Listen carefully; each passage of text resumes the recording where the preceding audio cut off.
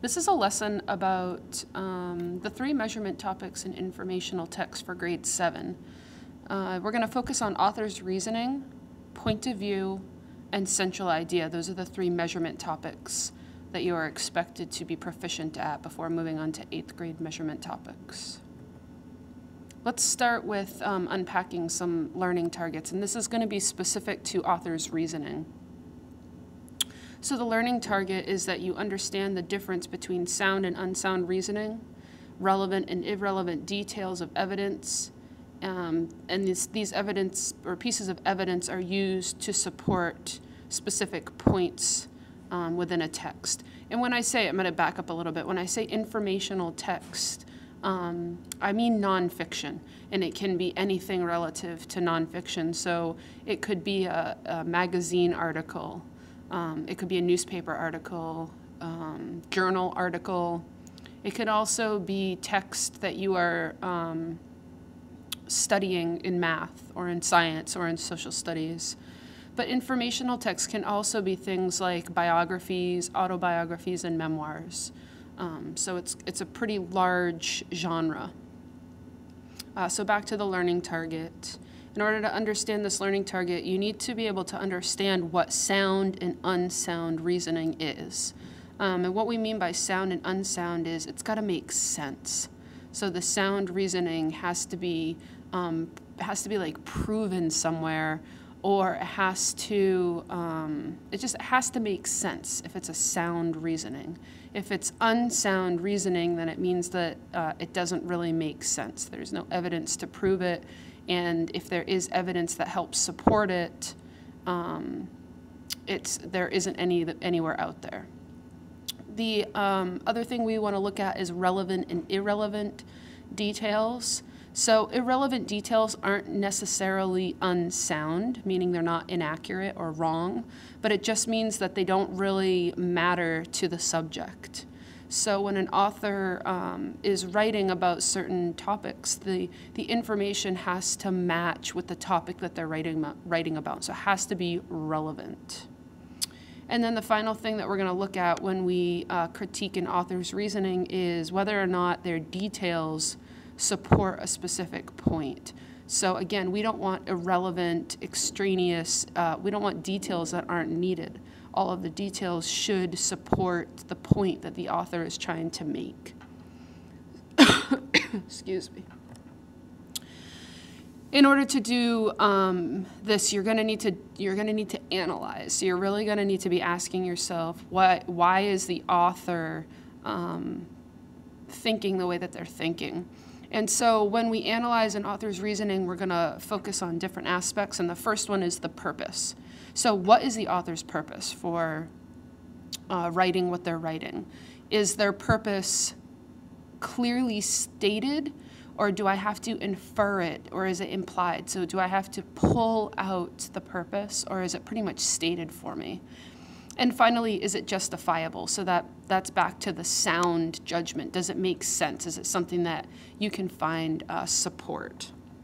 The next area that we're going to focus on is the actual information that the author is sharing with us. So is the information relevant? Does it match with the topic? Is it essential? So is it important to the issue? Is it accurate? So is it correct, or are they making stuff up? And sometimes issues are very, very complicated. Does the author address that, the complexity of the issue? Finally, we look at the author's inferences and conclusions. So what kind of conclusions are they stating? Is their information logically shared with us? And does the author look at other alternatives? So it's very similar to writing an opinion argument paper. You need to look at both sides. And does the author just totally ignore one side of the issue, or is the author brave enough to explain both sides? So that's how we analyze what an author writes. And we're analyzing their reasoning for purpose, information, and conclusions. Second learning target is the point of view learning target. And you are expected to understand how an author distinguishes his or her position from that of others. So what it means to distinguish a position is that you are able to state your position, and you compare your position to another author's position. So the author might say, this is my position on the argument. And we need to be able to know that through their reading. They might not come right out and state it. However, based on the information that they're including, they have a specific or a particular position, and we need to determine that.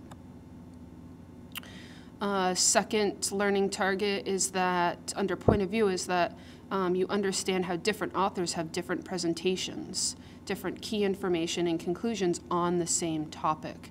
This is one of the reasons that we ask when you're writing a research piece that you use multiple sources, because different authors are going to have different presentations, different information, and different conclusions, all based on the same topic. What I mean by presentation is, how is the information shared with us? So is it in an article? Is it a speech? Is it a movie? So how is the information presented to us? Key information, the most important information in the written piece. So key information. And finally, conclusions. You know, what has the author learned? What can I learn from the author based on the information that they write? And the way that we analyze point of view is we ask ourselves some questions. And we always focus specifically on point of view. So what's the author's point of view on this subject? And sometimes when we talk about point of view, we talk about bias. Are there other points of view? And does the author consider those other points of view? Do they respond to other authors' points of view? And another way that you can analyze point of view is looking at the conclusions of key information from different authors.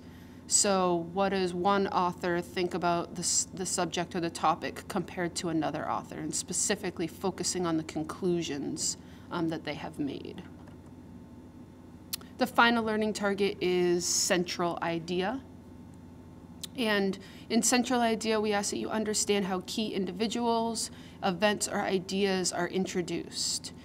So a key individual would be an important person, an important event, so some sort of thing that happened, or an important idea or concept. And so you also have to talk about how is it introduced. So how does the author share, and specifically first share, the information with us. The second learning target under central idea is that you understand interactions between the individuals, events, and ideas. And so from science, you guys know that interactions are how do things work with each other. So when you're reading something, how do the individuals, the events, and the ideas all work with each other to help you understand a specific idea? Third learning target is that you understand how ideas influence individuals and events. So when we're thinking about influence, it's like, what kind of effect do they have? So what kind of effect does an idea have on a person or on an event? And the last learning target's very similar, only instead of looking at influences of ideas, we want to know how individuals can influence ideas or events. And so there are a couple of things. First, we have to find the central idea, and this is like the main idea of a writing piece. So it's the point or the thought that's being expressed. And in order to find the central idea, you want to ask yourself, what point or what idea is this author trying to make about the topic? Most of the time when we're reading pieces, then the central idea is going to be stated at the very beginning of a passage. So it's very similar to like your topic sentence when you're actually writing. We want to know what the rest of this is going to be about, whether it's stated or implied, which means it's kind of like inferred. It's going to be at the very beginning of most of your readings. The other thing to look at is what idea is being repeated. So central idea is usually repeated. It's in the topic sentence. There are details to support it, and it's just going to keep coming back up because it is the central idea, the main idea, the most important message that is being sent. Excuse me. Oh, and I think I kind of went ahead of myself. So details, examples, evidence, support, facts. These are all going to support the central idea. So they're all going to be relevant to the central idea. And in order to analyze central idea, we want to ask ourselves these questions. How is the central idea introduced? What are their interactions between the individuals, events, and ideas of the central idea? How do these ideas influence individuals or events? And then vice versa, how do individuals influence ideas or events?